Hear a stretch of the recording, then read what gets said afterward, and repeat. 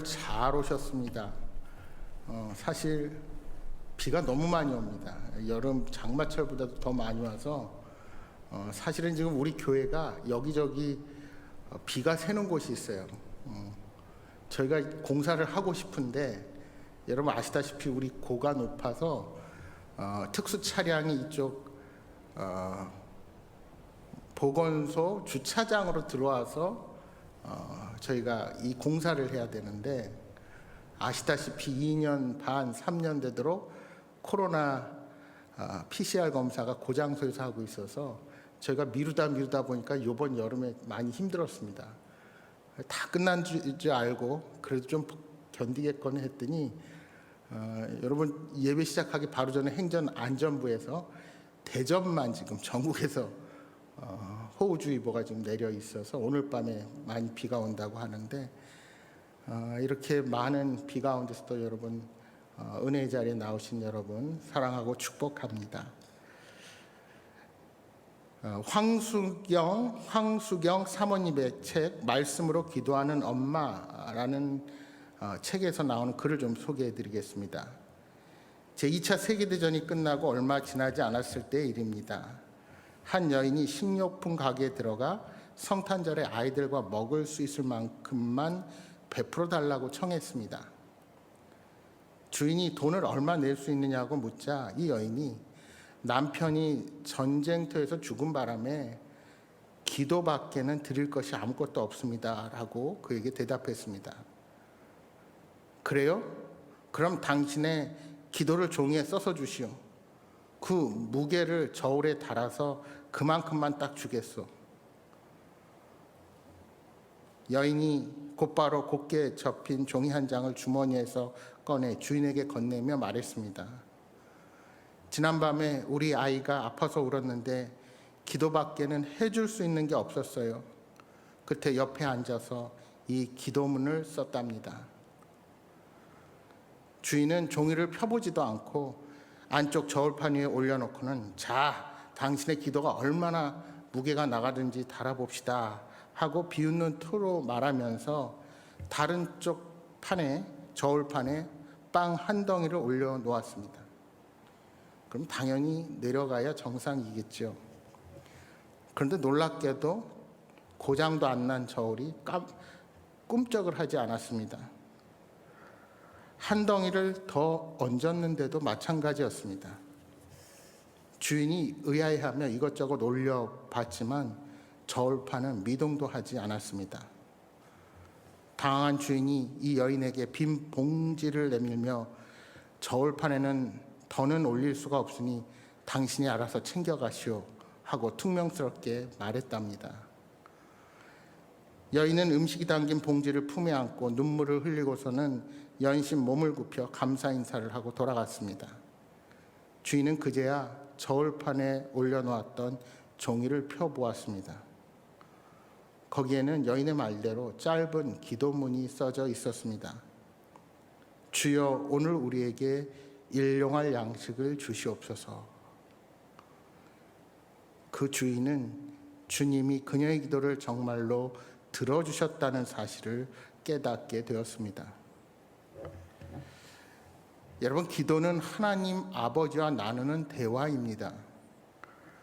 아버지 하나님의 거룩한 성품과 완전한 통치가 오늘 우리 삶에 임하기를 바라는 마음으로 주님과 교제하는 것이 기도입니다.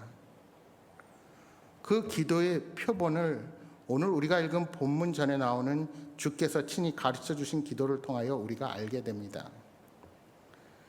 특별히 이 기도가 놀라운 것은 제자들도 하나님을 아버지로 여기고 아버지께 기도 드리는 형식이기 때문입니다.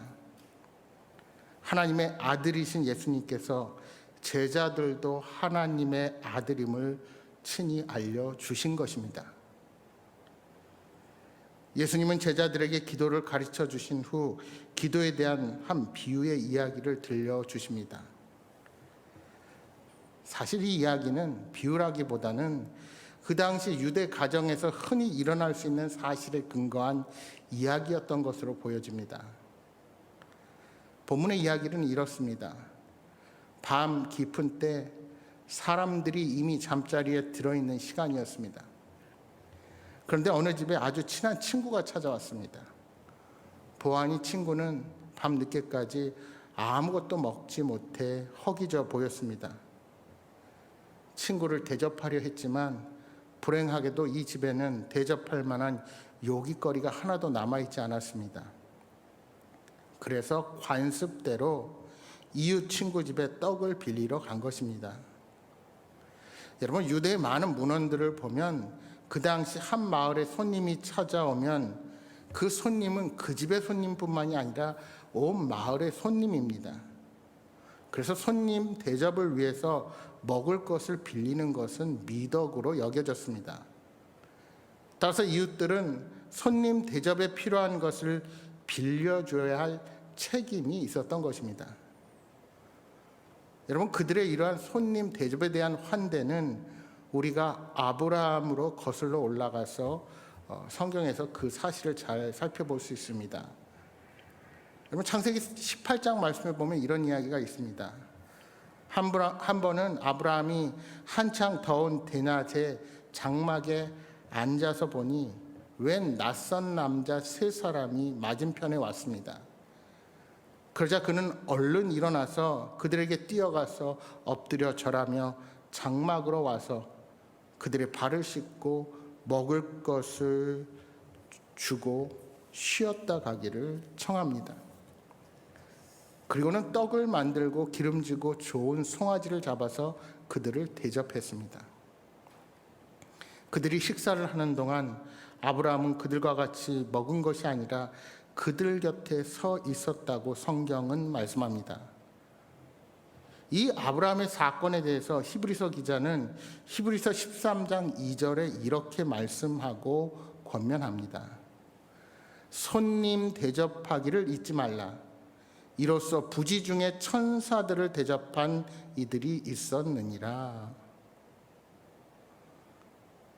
아브라함에게는 수많은 하인들이 있었음에도 불구하고 자신이 직접 그들 곁에서 시중 들면서 천사들을 대접했습니다.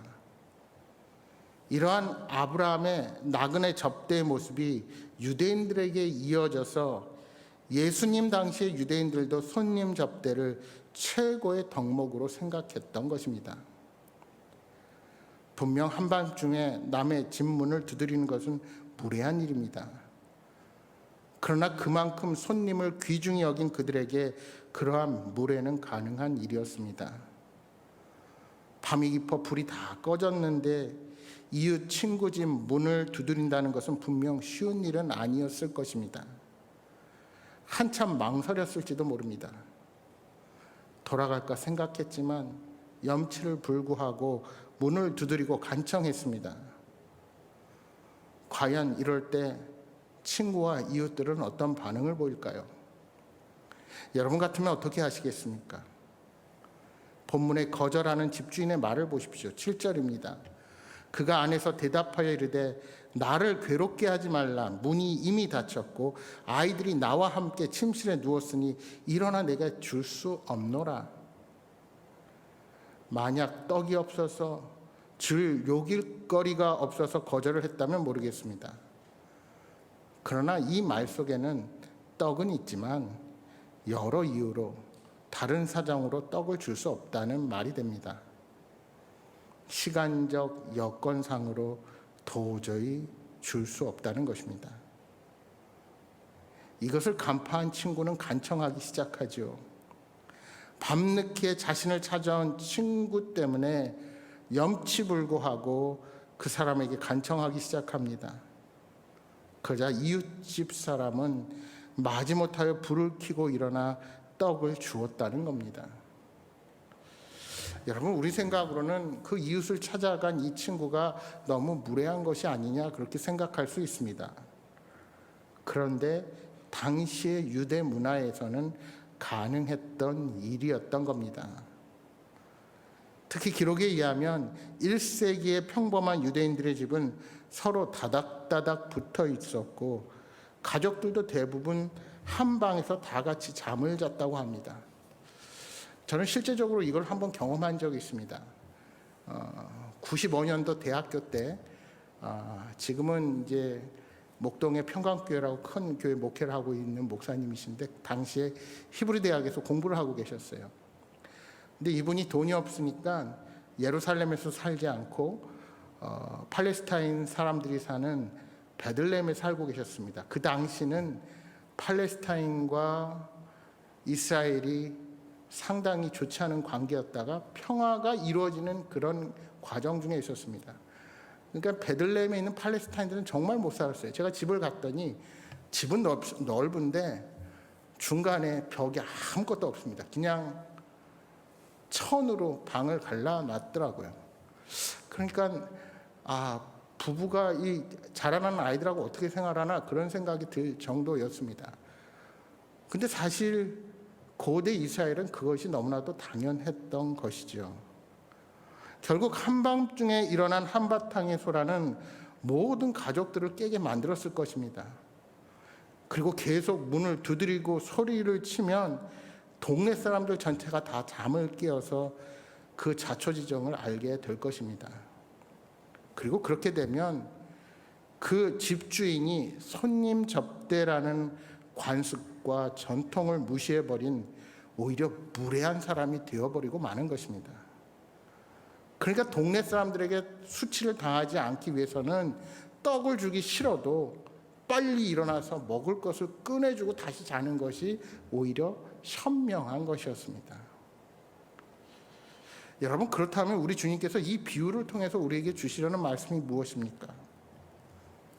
주님은 이 비유를 통해서 주님의 뜻을 구하는 기도를 할 때 이와 같이 끈질기게 기도해야 한다는 것을 우리에게 가르쳐주고 계신 것입니다. 여러분, 무슨 이유 때문에 이웃에게서 떡을 얻어낸 것이라고 생각하십니까? 이웃이기 때문입니까? 아닙니다. 이웃이었으면 사실은 벌써 거절당한 것입니다. 그러면 친구라는 것 때문입니까? 아닙니다. 이미 그의 태도는 그것도 거절한 것입니다. 그러면 무엇 때문에 이 사람이 나와서 떡을 주게 될까요?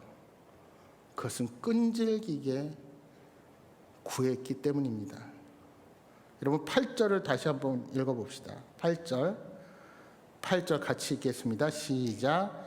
내가 너희에게 말하노니 비록 법됨으로 인하여서는 일어나 주지 아니할지라도 그 간청함을 인하여 일어나 그 요구대로 주리라. 한밤중에 무례하게 찾아가서 거절당하고도 뻔뻔스럽고 끈질기게 줄 때까지 졸라대는 사람. 그런데 주님께서는 우리에게 그렇게 기도하라고 제자들에게 가르쳐 주십니다. 결국 우리 주님께서 말씀하시는 것은 이 정도로 간절함이 있는 기도를 해야 한다는 것입니다. 여러분, 우리 주님이 못된 이웃집 친구 같아서 그런 부탁을 하십니까? 물론 아닙니다. 우리의 기도를 받으시는 하나님 아버지는 전혀 다른 분이십니다. 그분은 자녀들에게 기도를 명령하실 뿐만 아니라 자녀들의 기도를 기다리고 계십니다. 우리가 기도하지 않으면 아주 섭섭해 하시는 우리의 아버지이십니다. 그럼 왜 하나님은 우리로 하여금 그렇게 기다리게 하셔서 끈질기게 간청하는 기도를 하게 하십니까? 그것은 기도 응답의 지연을 통해서 우리로 하여금 진정한 기도를 하게 하시고 우리가 하나님의 뜻만을 사모하는 사람으로 만들고자 함입니다. 여러분, 우리가 어렸을 때 부모에게 때를 쓰면 다 말을 들어주지만 자라서는 그렇지 않습니다. 왜 그렇습니까? 더 이상 어린아이가 아니기 때문입니다. 하나님은 더 나아가서 기도의 응답보다는 기도를 통한 하나님과의 사귐과 교제에 더 초점을 두게 하기 위함입니다. 말하자면 우리는 간청하는 기도를 통하여 우리가 점점 주님이 원하시는 사람으로 변화하게 되는 것입니다. 여러분, 고난 중에 계십니까? 어려움이 있으십니까? 그래서 주님 앞에 나오셨습니까? 하나님이 여러분을 사랑하고 계시기에 그 자리로 부르셨습니다. 오히려 고난이 우리를 변화시키시고 그 고난이 우리를 하나님의 뜻을 더 알게 하여서 마침내 복 주시는 하나님의 뜻을 깨닫게 할 것입니다. 우리는 간청하는 기도의 과정을 통하여 우리가 점점 주님이 원하는 사람으로 변화되게 되는 것입니다. 그래서 예수님께서는 이 비유를 하신 후에 제자들에게 끊임없이 찾으며 포기하지 않고 문을 두드리도록 격려하고 계십니다. 9절 10절에 말씀합니다. 내가 또 너에게 이르노니 구하라 그러면 너에게 주실 것이요 찾으라 그러면 찾아낼 것이요 문을 두드리라 그러면 너에게 열릴 것이니 구하는 이마다 받을 것이요 찾는 이는 찾아낼 것이요 두드리는 이에게는 열릴 것이니라. 여기에 구하라 찾으라 두드리라 이 세 단어는요 헬라어에서 현재 명령법으로 쓰이고 있습니다. 현재 명령법은 뭡니까? 오늘이나 내일이나 너희가 필요할 때마다 구하고 찾고 두드리라고 말씀하고 계신 것입니다. 아무리 그렇게 해도 하나님께는 지나치지 않는 것이라 가르쳐 주시는 것입니다. 구해보고 안 되면 찾고 그래도 안 되면 두드리라 주님 말씀하십니다. 기도할 때는 언제나 구하고 찾고 두드리고 문을 열기 위해 그렇게 애쓰는 것처럼 우리가 온 힘을 다해 기도하라고 가르쳐 주시는 것입니다. 그렇게 끈질기게 기도할 때 하나님은 마침내 우리의 기도에 응답하시는 것입니다. 에레미야서 29장 13절을 통하여 우리 하나님 말씀하십니다. 너희가 전심으로 나를 찾고 찾으면 나를 만나리라. 우리들의 문제와 소원, 필요를 하나님 앞으로 가지고 나아가면 하나님은 반드시 우리를 만나 주십니다. 사랑하는 여러분, 하나님은 우리의 기도에 신실하게 응답해 주시는 분이십니다. 그러나 뻔뻔스럽고 끈질기게 구하라고 악을 쓰고 무례하게 기도하라는 것도 아닙니다. 오늘 주님께서 이 비유를 주시는 것은 우리의 마음의 자세를 말씀하고 계십니다. 중요한 것은 우리의 구하는 동기요, 구하는 목적입니다. 밤늦게 찾아온 다급한 친구를 위해서 끈질기게 구했듯이 우리의 구함도 내 개인의 욕심과 이기심이 아니라 정말 생명을 위한 것이 되어야 합니다. 우리의 기도의 동기가 선하고 하나님의 뜻에 합당하다면 그 기도의 응답이 더딜지라도 사랑하는 자녀의 기도에 반드시 응답해 주실 것입니다. 하지만 그 기도의 목적이 주님의 뜻에 맞지 않는다면 사랑하는 자녀를 위해 그 기도를 거절하는 것이 오히려 하나님께서 우리에게 주신 은혜인 것입니다. 여러분 잘 아시는 이야기일 수도 있는데요. 고아의 아버지이시며 기도가 5만 번 응답된 그런 사람으로 유명한 조지 뮬러라는 목사님이 계십니다.